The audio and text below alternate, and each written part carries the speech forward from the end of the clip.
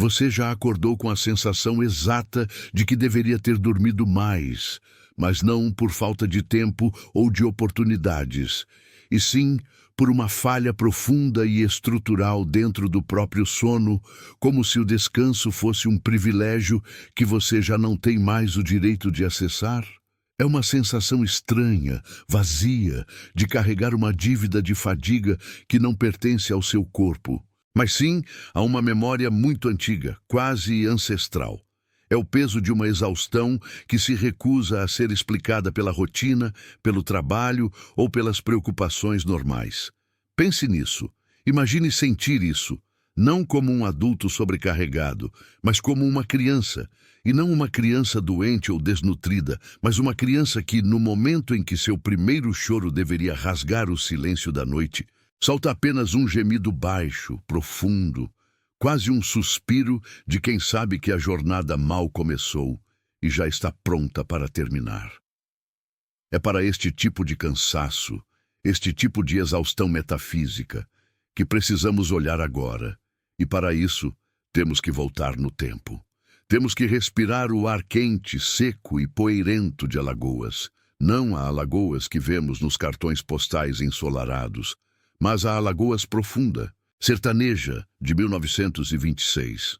Um ano duro, sob um sol que não aquecia, mas castigava, transformando a terra em pó fino que se infiltrava em tudo, nas roupas, na comida, nos pulmões e, o que é mais importante para nós, na própria alma dos habitantes. Existia ali, encravada no meio do nada que teima em se expandir, uma vila pequena, um punhado de casebres erguidos, com a teimosia que só o sertão conhece. Não tinha nome oficial no mapa dos coronéis, mas os poucos que se arriscavam a passar por ali chamavam-na, com um certo temor sussurrado, de Tabuleiro das Almas. E no Tabuleiro das Almas, em 1926, existia uma anomalia que desafiava a própria lógica da vida e da esperança. Você sabe como são as crianças, barulhentas, inquietas, movidas por uma energia que parece inesgotável, um motor perpétuo movido a curiosidade e açúcar. Mas não as crianças do tabuleiro. Elas nasciam cansadas. E não estou usando essa palavra de forma poética. Estou falando de uma lassidão profunda. Um tipo de peso gravitacional que as puxava para o chão desde o primeiro minuto de vida. Quando vinham ao mundo, os recém-nascidos não esticavam os braços em busca da luz, ou agitavam os pés com a alegria bruta da existência. Eles ficavam moles, pálidos, com os olhos pesados e entreabertos, como se tivessem acabado de atravessar uma longa e terrível jornada antes mesmo de terem completado a gestação. Imagine você, pai ou mãe, esperando ansiosamente o vigor da vida, a prova de que a luta valeu a pena, apenas para segurar um corpo pequeno, que mal tinha força para segurar a própria cabeça. Os choros eram raros, e quando vinham, eram lamentos baixos e roucos, sem a força da indignação infantil, mas sim com a resignação de um ancião que viu demais. E o pior não era a falta de força física, que podia ser remediada ou pelo menos tentada com o pouco que tinham. O pior era a ausência de vontade. Você percebe a diferença? Cansaço físico se cura com repouso. Mas a exaustão que habitava essas crianças não era muscular, era existencial. Elas passavam os primeiros anos de vida sentadas, observando. Não corriam, não brincavam com gravetos, não brigavam por migalhas de pão. Seus brinquedos jaziam intocados no chão de terra batida. A pouca energia que possuíam era gasta em tarefas essenciais. Respirar, alimentar-se em porções mínimas e observar. Observar o quê? Essa é a primeira pergunta que nos assombra. E se você está aqui, se você sentiu o chamado dessa história macabra, eu peço que fique conosco até o fim. Assine este pacto silencioso de testemunho, porque algumas histórias não podem ser esquecidas, e o silêncio que as cerca é pior do que qualquer sombra na esquina. Os pais, claro, tentaram de tudo. No tabuleiro, onde a vida já era precária, a doença dos filhos era vista primeiro como punição, depois como feitiço e, por fim, como sina. Chamavam os curandeiros itinerantes, os rezadores que prometiam afastar o mal olhado com ervas amargas e orações sussurradas em latim que ninguém entendia. Mas nada funcionava. O corpo pequeno não demonstrava febre, não tinha os sinais visíveis da desinteria ou da malária. O que as crianças tinham era simplesmente a recusa em se engajar com a vida. Os adultos de Tabuleiro das Almas, marcados pelo sol e pela luta diária, eram pessoas de poucas palavras. Mas a exaustão dos filhos era um fardo ainda mais pesado que a seca, porque o cansaço deles era um espelho invertido, que refletia não o futuro vibrante, mas o passado que eles pensavam ter deixado para trás. O que é mais assustador, na visão desses pais, era a maturidade precoce que vinha com essa lassidão. Seus olhos não tinham o brilho inocente e selvagem da infância. Eles tinham o olhar de quem já viu a guerra, já perdeu a batalha e está apenas esperando o fim inevitável. Eram olhos velhos em rostos novos. Pense no desespero. Imagine que você está contando uma história animada para seu filho, uma fábula sobre um lobo e um carneiro, usando todas as suas forças para criar emoção e movimento, e ele apenas pisca lentamente, sem sorriso, sem reação, como se já soubesse o final da história e esse final fosse inevitavelmente triste. Aos 5, 6 anos, quando as crianças das cidades vizinhas já estavam aprendendo a assobiar e a roubar mangas nos quintais dos vizinhos, as crianças do tabuleiro mal conseguiam manter-se em pé por longos períodos. Elas preferiam a sombra fresca sob as poucas árvores retorcidas, onde se amontoavam em silêncio como pequenos anciãos em retiro. O silêncio delas era opressor. Se você fosse um viajante passando por ali e olhasse aquela roda de crianças imóveis, a primeira impressão seria de que se tratavam de estátuas, ou talvez de bonecos de cera esquecidos ao sol. Elas não faziam barulho. O Tabuleiro das Almas, ironicamente, era o lugar mais silencioso do sertão, e o silêncio no sertão, você sabe, nunca é um bom sinal. O silêncio traz o pó, o calor e a promessa de que algo está errado com o ciclo natural das coisas. Começou-se a comentar, em tom baixo, que essa não era a primeira vez que algo assim acontecia. Os mais velhos, que bebiam cachaça e fumavam tabaco de rolo nas noites estreladas e sempre silenciosas, lembravam-se de histórias de que a terra ali era diferente, de que ela estava cobrando um pedágio. Afinal, por que elas nasciam assim, já derrotadas? Ninguém ousava responder em voz alta, mas a resposta pairava no ar denso, misturada ao cheiro de poeira e suor. As mães acreditavam que a culpa era delas, que na gestação elas haviam tido sonhos ruins ou que haviam quebrado alguma promessa esquecida. Elas choravam sozinhas à noite, ouvindo a respiração rasa e uniforme dos filhos, que dormiam demais, mas nunca pareciam realmente descansar. O sono delas não era reparador, era uma fuga, uma preparação para mais um dia de inércia.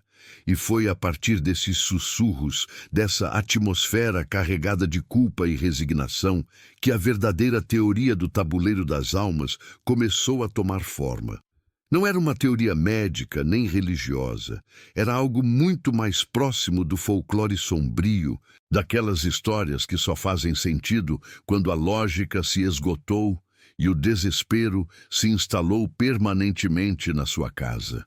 Os adultos começaram a ligar os pontos entre a exaustão das crianças e o que havia no subsolo da vila. Os mitos falavam de um grande rio subterrâneo que passava exatamente por baixo do tabuleiro. Mas este rio não era de água, era de memória.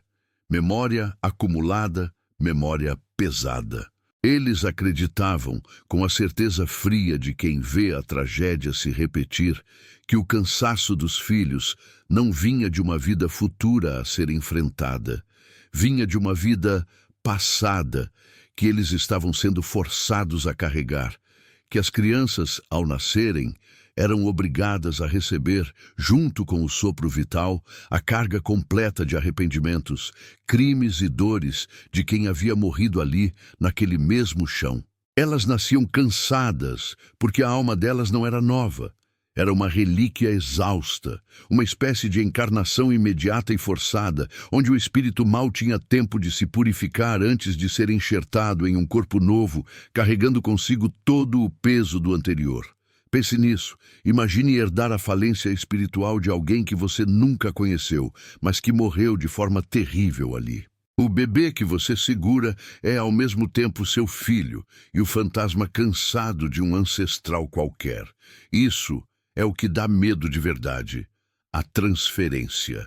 A ideia de que você nunca está livre do passado. E se essa teoria for verdade, o que exatamente havia acontecido no tabuleiro das almas para gerar tanta exaustão, tanta tristeza acumulada, que as crianças, gerações depois, precisavam pagar essa dívida? Isso nos leva a 1910. 16 anos antes, no mesmo lugar, houve um incidente que a maioria dos habitantes preferia varrer para debaixo do tapete de poeira. Uma tragédia que não era sobre seca ou doença, mas sobre violência humana, ganância e, acima de tudo, a incapacidade de sepultar completamente os erros. Se você está sentindo o ar ficar mais pesado, se a luz da tela parece mais fraca, é porque estamos começando a cavar, e sob o tabuleiro das almas, a terra é fria e guarda segredos que não deveriam ser perturbados. Você precisa estar pronto para ver o que eles enterraram e, mais importante, o que eles não conseguiram enterrar. O silêncio das crianças não era resignação, era o som da escuta. Elas estavam escutando o passado, e essa escuta era a exaustão delas. Você já acordou com a sensação de que, mesmo de olhos abertos e a luz filtrando pela fresta da porta, a escuridão da noite anterior ainda estava pesando sobre o seu corpo, como se a gravidade tivesse aumentado só para você? Não falo de sono, de cansaço natural depois de um dia de lida, mas de uma fadiga que não pertence ao músculo, que não se dissolve com o descanso. Uma exaustão que parece ter sido herdada, um fardo que veio antes mesmo do seu primeiro suspiro. É com essa premissa cruel que precisamos retornar àquela Lagoas árida de 1926, onde a vida em si era um peso insustentável e as crianças, recém-chegadas ao mundo, já carregavam o mapa de uma vida inteira de infortúnio desenhado sob seus pequenos olhos. Na parte 1, falamos do nascimento, daquele silêncio estranho que se seguia ao parto, onde o choro da vida era substituído por um suspiro profundo, um som que para quem estava ouvindo era infinitamente mais perturbador do que qualquer grito de dor ou protesto. Agora, precisamos caminhar com essas crianças pelos seus primeiros anos de vida e com os pais que as observavam murchar dia após dia. É aqui que o medo sutil, o desconforto inicial, transforma-se lentamente em uma opressão sufocante, em uma certeza silenciosa de que a vila de fato estava sendo drenada, sugada por algo invisível que se alimentava da vitalidade mais pura e nova. Os médicos vieram, claro. Em 1926, a medicina no interior do Nordeste era uma ciência incipiente, mas ainda assim, as autoridades de Penedo e até de Maceió enviaram emissários. Olharam para o cenário: pobreza extrema, nutrição precária, saneamento inexistente. O diagnóstico era quase automático e previsível: anemia severa, verminose, desnutrição crônica. Receitas foram dadas, xaropes amargos, conselhos sobre higiene que eram impossíveis de seguir naquelas casas de taipa e chão batido, e a recomendação de que as mães deveriam se alimentar melhor, um escárnio cruel em um lugar onde mal havia farinha. Mas o que intrigava e rapidamente afastava esses doutores de fora não era a doença em si, mas a qualidade da inércia. Eles viam crianças com corpos magros e barrigas inchadas, sim, mas também viam nos olhos desses infantes uma lucidez estranha, uma sabedoria que não cabia em seus meses de vida.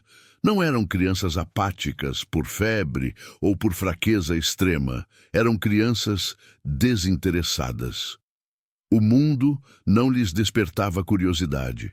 Uma folha que caía, um inseto que rastejava, um som novo, nada parecia quebrar a barreira dessa resignação profunda. Os doutores chamavam de letargia, mas a forma como a doença parecia seletiva, atingindo a vitalidade e não o intelecto, fazia com que eles recuassem. Eles viam o problema físico, mas sentiam o problema da alma, e para este, o bisturi ou o remédio não tinham resposta. Se você está acompanhando esta história e sente o peso da tensão se instalando, saiba que essa é a chave para entender o horror, o inexplicável que se mistura com o cotidiano. Permaneça conosco até o final. Se este pacto de silêncio e apreensão o atrai, considere inscrever-se para que possamos enfrentar juntos o que está por vir. Os forasteiros iam embora e a vila ficava sozinha novamente com o seu problema, que agora se cristalizava em algo que ultrapassava a esfera da saúde pública e adentrava o campo do folclore mais sombrio. Quando a ciência falha, os fantasmas preenchem o vazio. E naquelas terras marcadas pela história da escravidão e pelo sincretismo entre o catolicismo forçado e as crenças ancestrais africanas e indígenas, havia muitas explicações que a razão de um homem da capital jamais aceitaria.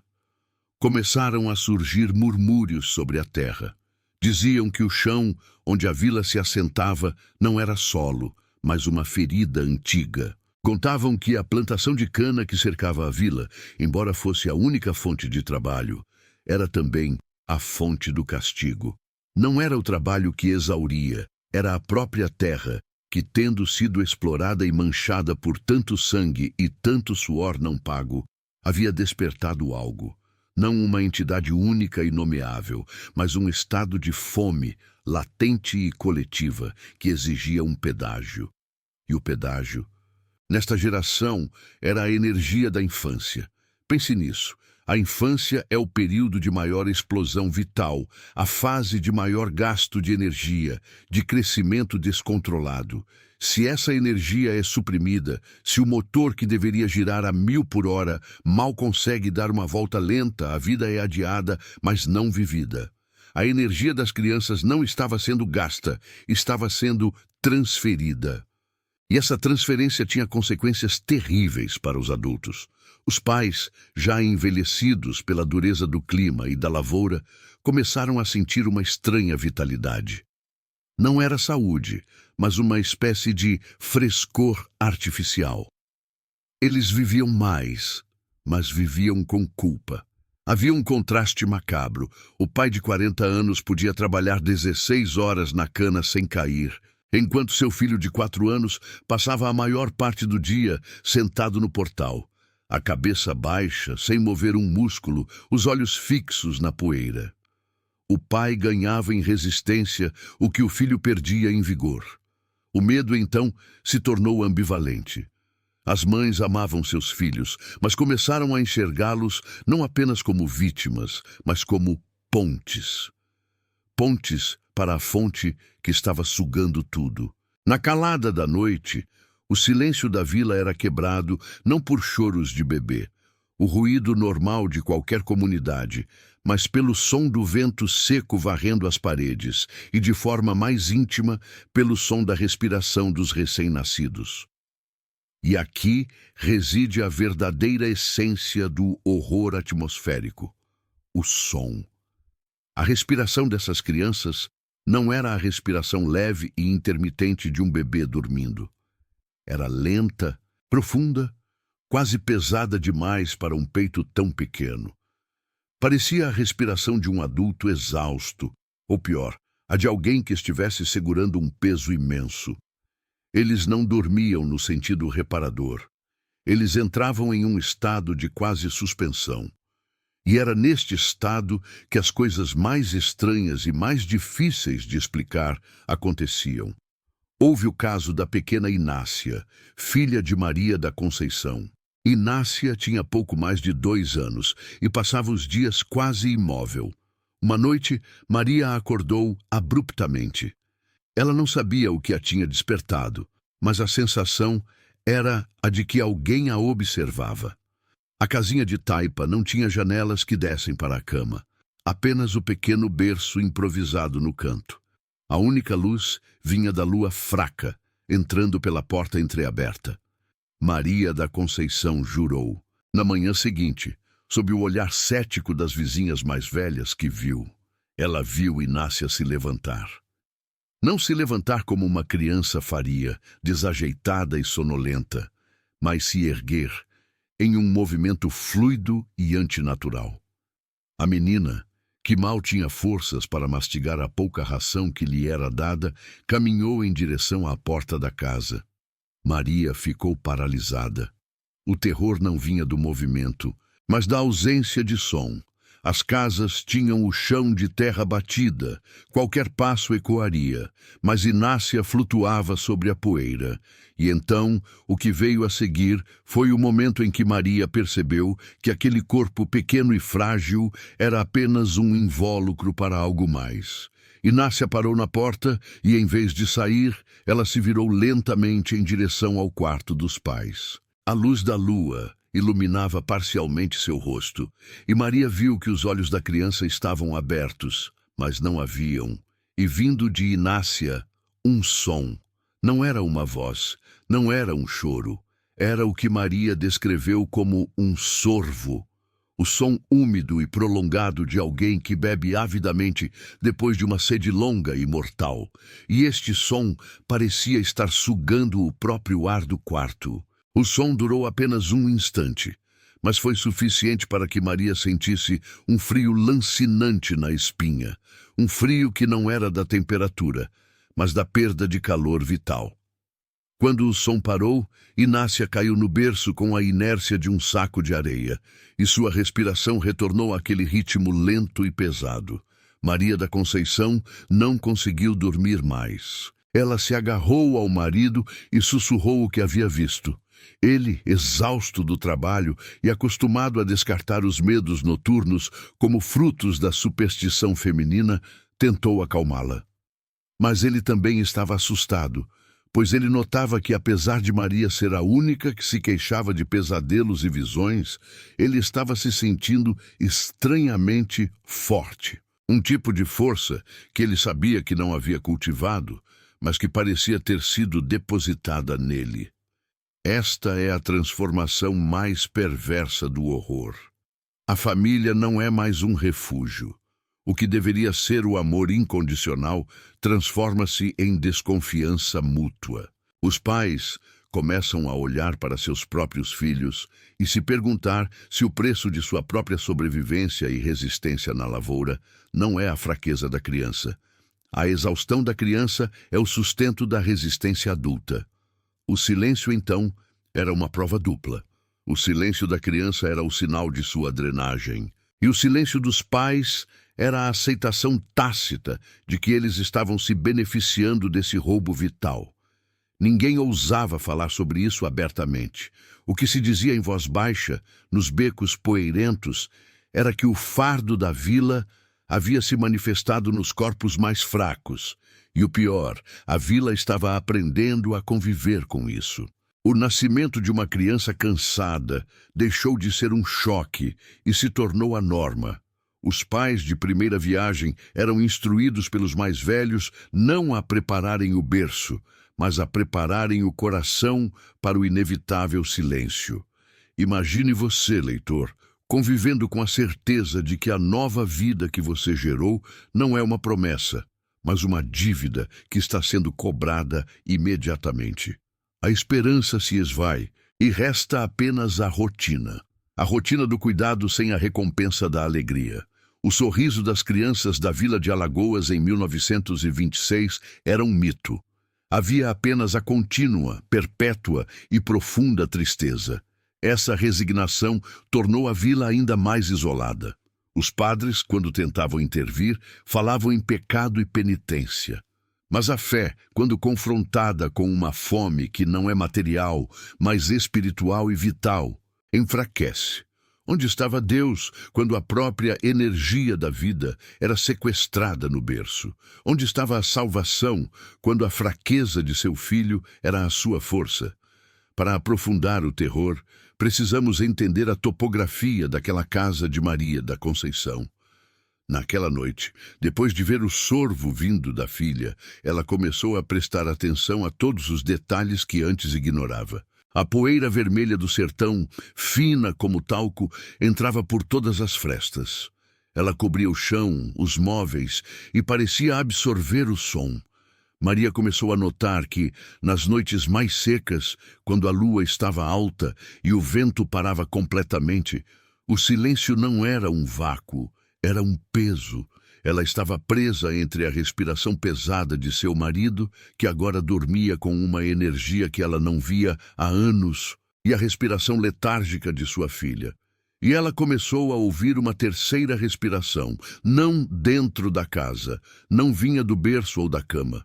Ela vinha de baixo, ou talvez fosse a respiração da própria terra, ecoando através do chão batido. Era um som grave, ritmado e constante, que só se tornava audível quando os outros sons cessavam. Era como se a terra estivesse respirando em sincronia com o consumo de vitalidade que estava ocorrendo na casa. A vila não estava doente. A vila estava sendo habitada por algo que precisava de sua energia para manter-se em um estado de quase existência. As crianças eram apenas o ponto de coleta, os recipientes mais vulneráveis para a transação. E a mãe, Maria, percebeu que quando sua filha se levantou na escuridão, ela não estava indo a lugar nenhum. Ela estava apenas facilitando o acesso ao que estava abaixo, ao que estava embutido no solo, à espera. Neste ponto da nossa história, você deve estar sentindo a claustrofobia daquela casa, a poeira em sua garganta e o medo frio de Maria da Conceição. Se você já sentiu algo inexplicável, um arrepio que não veio do frio, mas da certeza de que não estava sozinho, comente algo simples. Apenas diga, eu ouvi, ou não estou sozinho, para que eu saiba que você compreendeu o que significa estar preso. E se você conhece alguém que precisa entender que o horror não grita, ele apenas espera silenciosamente. Compartilhe este conto. A tensão se intensificava porque os pais, ao ganharem essa resistência antinatural, ficavam mais fortes para trabalhar, mas mais fracos para resistir ao medo. Eles estavam sendo comprados, e a moeda era a vida de seus filhos. Eles trabalhavam, colhiam e voltavam para casa para encontrar seus filhos menos vivos. A grande revelação de Maria, aquela que a levou à beira da loucura, aconteceu em uma tarde, quando o calor estava tão intenso que até as sombras pareciam derreter. Ela observava Inácia, que estava sentada no chão de terra, brincando com um pedaço de osso seco. Inácia, pela primeira vez em meses, fez um movimento de criança. Ela tentou rir. Foi um som forçado, um ruído seco, mas Inácia parou abruptamente. Ela levou as pequenas mãos aos ouvidos, como se o som a tivesse ferido. E então, ela olhou para Maria com aqueles olhos de 1000 anos e disse uma única palavra, uma palavra que uma criança de 2 anos não deveria saber articular, uma palavra que era a chave para a compreensão daquele cansaço ancestral. A palavra era chega. Não era um pedido. Era uma ordem, era a voz da exaustão absoluta, do limite que havia sido ultrapassado. E o terror de Maria da Conceição não foi ouvir a voz de sua filha, mas o sotaque. Não era o sotaque alagoano, era um sotaque estranho, pesado, como o de alguém que fala uma língua que não é mais usada, algo que vinha das profundezas do tempo e do sofrimento. A criança não estava cansada por ter nascido. A criança estava cansada porque o que a habitava estava cansado. E o que a habitava não era uma alma, mas a soma de todas as dores e exigências que a terra havia acumulado. Maria da Conceição não ousou responder. Ela apenas olhou para a filha, que voltava a ser a figura letárgica e silenciosa. Mas agora Maria sabia. A exaustão não era o sintoma. Era a essência da possessão. E o ciclo se perpetuava, garantindo a força dos adultos para que a drenagem continuasse, mantendo a vila viva o suficiente para alimentar o que dormia sob a poeira vermelha. E se você parar de respirar por um momento, na escuridão, talvez você também consiga ouvir o som da terra. Alguma vez, você já acordou completamente descansado, a mente clara, mas ao abrir os olhos, sentiu uma opressão se abater sobre você, como se o peso do dia e de todos os dias futuros estivesse concentrado naquele único instante, sugando toda a sua força antes mesmo que você levantasse da cama. Você olha para o teto, sabendo que está em segurança, mas sente que o oxigênio está mais denso, mais pesado, exigindo um esforço que você não deveria ter que fazer. É assim que eles descreviam o despertar em 1926, naquela vila de Alagoas, onde a exaustão não era uma consequência, mas sim a condição fundamental da existência. O cansaço era a primeira herança, a única certeza. Na primeira e na segunda parte, falamos sobre o calor, a poeira, o silêncio que engolia os sons e as crianças que nasciam com a palidez de quem correu uma vida inteira antes de dar o primeiro passo. Mas a história não termina na observação do fenômeno. O verdadeiro horror reside na descoberta do porquê. A tragédia se completa quando se entende que aquela exaustão não era uma doença, nem uma maldição aleatória. Era um mecanismo, um pacto silencioso, uma forma brutal de equilíbrio imposto pela própria terra. Aquele que finalmente costurou as pontas soltas do horror foi o padre Evaristo, um homem pequeno, mas de fé robusta, que veio de Maceió com a missão de registrar os batismos e, quem sabe, trazer alguma esperança. Ele ficou apenas 4 meses, mas foram 4 meses de descida lenta e dolorosa à compreensão total. Ele notou que os adultos da vila, apesar de magros e castigados pelo sol inclemente, não morriam de repente. Eles duravam, eles persistiam, como árvores secas que recusam-se a cair mesmo depois de anos sem chuva. Eles tinham uma resiliência sobrenatural, uma teimosia contra a própria morte. Evaristo via nos olhos dos anciãos não a sabedoria acumulada, mas uma espécie de frieza calculista, como se soubessem de um segredo terrível que garantia sua longevidade a um custo insustentável. O padre Evaristo passou a anotar obsessivamente, não apenas nascimentos e óbitos, mas os picos de energia e os vales de torpor da comunidade. Ele percebeu algo estranho nos ciclos. Sempre que uma criança nova nascia, o pai, que antes arrastava os pés no chão batido, parecia ganhar um fôlego novo, momentâneo, como se a vida tivesse lhe soprado uma brasa de volta ao peito. Era fugaz, mas perceptível. No entanto, o custo era sempre pago pela criança. Ela vinha ao mundo com os olhos semicerrados, uma miniatura de luto. A exaustão dos recém-nascidos, Evaristo concluiu com terror crescente, não era inata, era uma transferência. A vila não estava amaldiçoada, a vila estava em dívida. E o pagamento era feito com a vitalidade bruta e intocada dos seus mais novos membros. Imagine a cena, uma casa de taipa sob o sol das 10 da manhã. O silêncio é tão denso que parece mastigar o ar. Uma mãe balança o berço feito de caixa velha. O bebê não chora, apenas respira de forma superficial e irregular. A mãe, de repente, sente uma pontada de força nas costas que há meses a atormentavam. Ela consegue se levantar sem gemer, consegue carregar um balde de água. Ela ganhou 5 minutos de vida emprestada, Mas que se você olhar para a criança, notará que a respiração dela ficou ainda mais rasa, os lábios ainda mais roxos. O padre Evaristo tentou falar com os anciãos, com os pais. Questionou, usou a Bíblia, usou a razão, mas era como bater em pedra.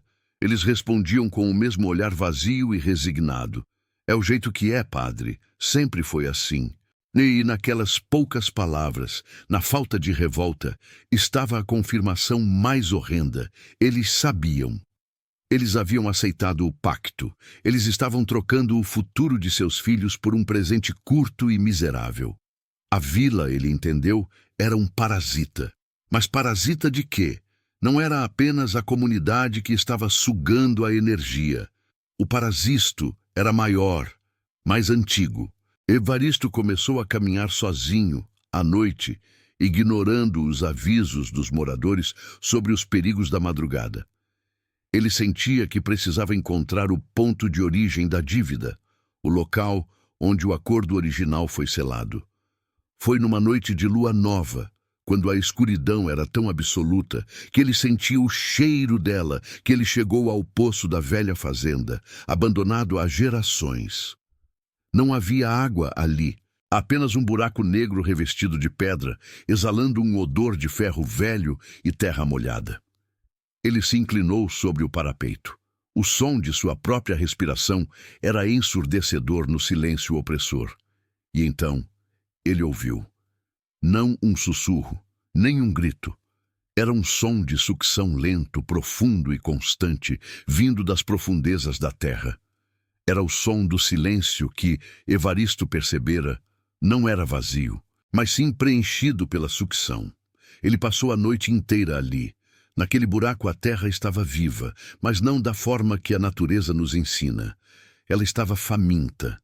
Era uma fome que não se satisfazia com água ou sangue, mas com algo mais sutil, mais precioso, o potencial. A terra ali, ele sentiu, estava drenando a energia cinética, a força de vontade, a capacidade de sonhar e crescer. E por que as crianças? Porque a energia delas era a mais pura, a mais densa, a mais concentrada. Uma vida inteira de força de trabalho, de emoções, de futuros possíveis, condensada em um pequeno corpo, era a colheita mais eficiente. Quando o padre Evaristo retornou à vila ao amanhecer, ele viu os adultos despertarem. Eram 20 minutos cruciais antes de o sol queimar tudo. Eles se levantavam, lentos, mas sustentados pela microtransferência da noite. O padre viu uma jovem mãe dar de mamar ao filho. Ela o olhava com uma mistura de amor e culpa, um olhar que dizia: "Eu preciso de você para durar mais um dia." A criança sugava o leite, mas algo muito mais essencial estava sendo sugado dela. Este é o clímax da história. A revelação de que o horror não é um monstro visível, mas a aceitação humana de um sistema parasitário que garante a sobrevivência de alguns à custa da vida plena de outros. É o sacrifício consentido, transformado em rotina. Se você está aqui, se você ouviu essa explicação até o fim, é porque talvez você também sinta o peso dessas verdades não ditas. É um pacto silencioso, uma confissão que não deve ser compartilhada em voz alta. Mas você e eu estamos dividindo este fardo agora. Se este silêncio noturno, esta sensação de que o ar está muito denso, também te incomoda, considere que estamos juntos nisso. O padre Evaristo tentou resistir. Ele pregou sobre o pecado, sobre o infanticídio espiritual, sobre a necessidade de fugir. Ele usou a palavra esperança. Mas a esperança não brota em solo faminto. Os moradores, na sua exaustão calculista, apenas o observaram. Eles sabiam que se parassem de ter filhos, se parassem de fornecer a vitalidade fresca, a dívida se voltaria contra eles. O dreno se intensificaria nos adultos. A longevidade cruel que eles desfrutavam cessaria. O cansaço, que era distribuído em porções toleráveis para os mais velhos, se concentraria neles, e eles decairiam em semanas. O filho cansado garantia ao pai mais alguns anos de vida fraca. A vila estava presa. O único meio de sobrevivência era a reprodução sacrificial. Evaristo entendeu que não havia salvação sem a destruição completa daquele lugar. Ele pensou em fugir, em alertar as autoridades. Mas quem acreditaria que uma vila inteira, sob o sol escaldante de Alagoas, estava trocando a alma de seus filhos pela chance de ver mais um pôr-do-sol? Ele passou sua última noite na vila em oração. Ele sentia o dreno em seu próprio corpo, sutil, mas presente. Não a exaustão física do trabalho, mas o esvaziamento da vontade. Ele se perguntou se o medo que sentimos ao acordar de madrugada, aquele pavor irracional que nos faz hesitar antes de virar a chave da porta, se aquilo não seria o sentir momentâneo de um dreno cósmico, universal, que opera em todos nós de forma menos intensa. O padre Evaristo desapareceu. Dizem que ele simplesmente não amanheceu no quarto.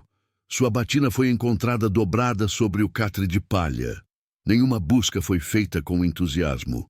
Os moradores da vila, com sua indiferença exaurida, apenas registraram o evento como partida inesperada. Eles não estavam preocupados com o padre, estavam preocupados apenas com o novo bebê que estava prestes a nascer. O destino da vila é a conclusão mais fria e opressiva. Ela não foi destruída por um cataclismo, ela não foi consumida pelo fogo. Ela simplesmente continuou em seu ritmo lento e exaurido, mantendo o pacto por décadas. Os filhos nasciam cansados. Os pais duravam um pouco mais e a terra continuava a sugar o potencial. A comunidade nunca prosperou, mas também nunca desapareceu. Tornou-se um ponto cinzento no mapa, um lugar que os viajantes evitavam, não por medo de assaltos ou violência, mas por uma sensação inominável de torpor que parecia infectar quem passava por ali. As histórias se tornaram lendas sussurradas. Mitos sobre a vila onde o tempo não tem pressa porque a vida já está gasta. O horror da vila de 1926 em Alagoas não é sobre fantasmas ou demônios visíveis. É sobre a inevitabilidade da dívida e a frieza da aceitação. É sobre o que você está disposto a sacrificar para garantir que você, e não o próximo, acorde amanhã. É a materialização da pergunta. Qual é o preço da sua sobrevivência? E quem ou o que está pagando esse preço por você agora? Nós vivemos hoje em um mundo onde a exaustão é a nossa própria condição fundamental. Somos a geração que nasce cansada, não de um dreno físico da terra, mas de um dreno psicológico e social. Mas a sensação é a mesma, não é? Aquele pavor silencioso de que há algo sendo exigido de você, algo que você não pode repor, algo que está sugando seu potencial, sua força, sua capacidade de sonhar. Se você já sentiu a vida ser drenada assim, se essa história te atingiu em um lugar que você não consegue explicar, se você olhou para o silêncio da sua casa e se perguntou de onde vem o seu próprio cansaço, deixe um sinal nos comentários. Um simples "eu senti" é o bastante para saber que você também viu o que acontece quando a Terra ou o sistema está faminto. Não procure por essa vila nos mapas antigos. Ela pode ter mudado de nome, pode ter sido engolida por uma cidade maior. Mas o dreno, o princípio do dreno, esse nunca desaparece. Ele apenas se adapta. E se você ouvir um som de sucção na calada da noite, vindo do chão de tábua corrida, ou talvez de dentro das suas próprias paredes, se você se sentir subitamente esvaziado, preste atenção. A dívida está sendo paga. E se você estiver sozinho, é pior. Olhe em volta antes de apagar a luz. Tenha certeza de que tudo que respira neste quarto é você.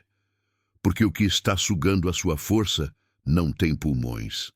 Não se move, mas está sempre esperando o momento de menor vitalidade. E esse momento, quase sempre, é pouco antes do amanhecer.